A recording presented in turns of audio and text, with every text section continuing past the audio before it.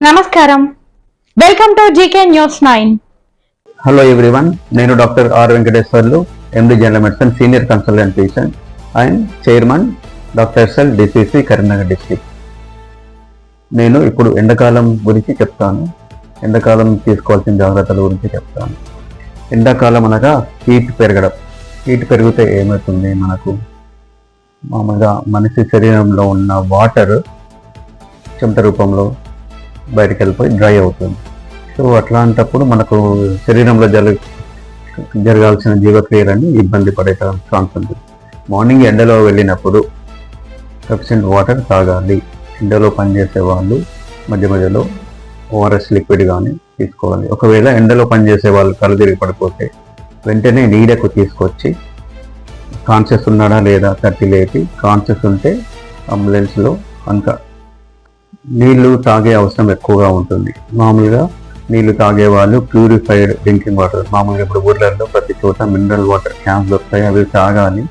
బావిలో నీళ్లు వాడుకునే వాళ్ళు వేడి చేసి చల్లార్చాక తాగాలి.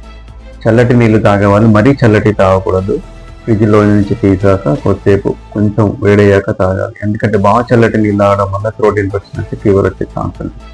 ఫ్రిడ్జ్ ఐటమ్స్ వాడేవాళ్ళు, ఫ్రిడ్జ్ ఐటమ్స్ తినేవాళ్ళు చాలా రోజులుగా ఉన్న ఫ్రిడ్జ్ ఐటమ్స్ తినకూడదు. ఎందుకంటే ఫ్రిడ్జ్లో ఉంచినా కూడా కొన్ని రోజులకు కొన్ని రకాల ఆహార పదార్థాలు చెడిపోయే ఛాన్స్ ఉంటుంది. ఏసీలు వాడేవాళ్ళు కంపల్సరీ సర్వీసింగ్ చేసుకోవాలి. కూలర్ వాడేవాళ్ళు కూడా కొత్త కూలర్ ఉన్నప్పుడు ఒక 2-3 రోజులు గాలి ఊరికే వదిలిపెడితే బాగుంటుంది. ఎందుకంటే గడ్డి, దాని మీద ఉన్న బ్యాక్టీరియా, క్రిముల వల్ల కోల్డ్, కాఫ్ వచ్చే ఛాన్స్ ఉంటుంది.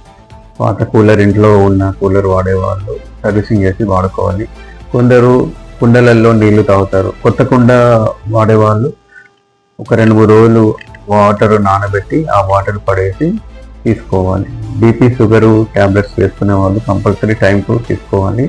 ఫీల్డ్ వరకు పొలం పని పోయే వాళ్ళు ఉదయం 11 వరకే పని కంప్లీట్ చేసుకొని మళ్ళీ సాయంత్రం 4 వరకు పని వెళ్ళి మళ్ళీ 7 వరకు అట్లా వచ్చేస్తే బాగుంటుంది. ప్రయాణం చేసేవాళ్ళు, దూర ప్రయాణం చేసేవాళ్ళు వెంట వాటర్ బాటిల్ తీసుకొని వెళ్ళాలి. వాటర్ సఫిషియెంట్ తాగాలి. ఎంత వాటర్ తాగాలంటే యూరిన్ ఎంత పీ వస్తే అంత మంచిది. యూరిన్ పీ వస్తుందంటే మనకు లోపల బాడీలో సఫిషియెంట్ వాటర్ ఉన్నట్టు. ప్లస్ ఎండలో పోయే వాళ్ళు స్కిన్ కేర్, చర్మం సంబంధించింది skin care, sunscreen lotion వాడాలి. ప్లస్ ఎండలో తిరిగే వాళ్ళు అంబ్రెల్లా, నల్లటి కలర్ అంబ్రెల్లా వాడాలి, పొడుగు. ప్లస్ ఎండలో తిరిగే వాళ్ళు కాటన్ దుస్తులు, వైట్ కలర్ కాటన్ దుస్తులు ధరించడం మంచిది. సన్ స్ట్రోక్ అంటే ఎండలో పనిచేయడం వల్ల చెమట మొత్తం కారిపోయినప్పుడు, లవణాలు లోపల సోడియం పొటాషియం డిస్టర్బ్ అయినప్పుడు కళ్ళు విరిగి పడిపోతారు. అట్లాంటి సిచ్యువేషన్ సన్ స్ట్రోక్ అంటారు. హీట్ హైపర్ పరీక్ష కూడా అంటారు. హీట్ హైపర్ పరీక్ష అంటే సన్లో పనిచేయడం వల్ల షుగరు, అది జ్వరము ఒక్కసారి చాలా హైలో వెళ్ళిపోతుంది. అది కంట్రోల్ కాదు. ఎందుకంటే బ్రెయిన్లో ఉండే టెంపరేచర్ కంట్రోల్ సిస్టమ్ అనేది పాడైపోతుంది. సో ఇలాంటి సిచ్యువేషన్ వచ్చినప్పుడు ఎండలోంచి వ్యక్తిని నీడకి లాగి స్పృహలో ఉన్నాడా లేదా, స్పృహలో ఉంటే ఓఆర్ఎస్ ద్రవం అట్లాంటివి తాగిచ్చి కొంచెం యాక్టివేట్ చేయాలి. ఒకవేళ స్పృహలో లేకపోతే అంబులెన్స్కి ఫోన్ చేసి హాస్పిటల్కి పంపించాలి. వీలైతే అంబులెన్స్లో కూడా IV ఫ్లూయిడ్ స్టార్ట్ చేయాలి. హాస్పిటల్లో అడ్మిట్ చేసి వైద్యం అందించాలి. ఊర్లలో ఉండేవాళ్ళు చాలామంది, పల్లెటూరులలో ఫీల్డ్లో వర్క్ చేసేవాళ్ళు వాటర్ దొరక్క ఎక్కడ పడితే అక్కడ వాటర్ తాగితే చెలమలో కానీ బాయిలో కానీ ఇన్ఫెక్టెడ్ ఉంటే వాటి వల్ల పేగులకు ఇన్ఫెక్షన్ అయ్యి వామిటింగ్స్, మోషన్స్, ఫీవర్ వచ్చే ఛాన్స్ ఉంటుంది.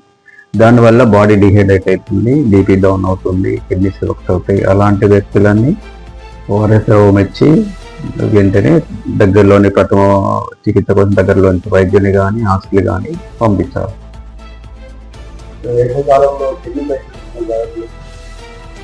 వేసవి కాలంలో చెమటలో వాటర్ లాస్ అవుతుంది కాబట్టి కిడ్నీస్కి, అంటే మళ్ళీ దాంట్లో కూడా ఉంటాయి CKD అని, ARF అని, సఫిషియెంట్ వాటర్ కొందరు తాగాలి, కొందరు తాగకూడదు.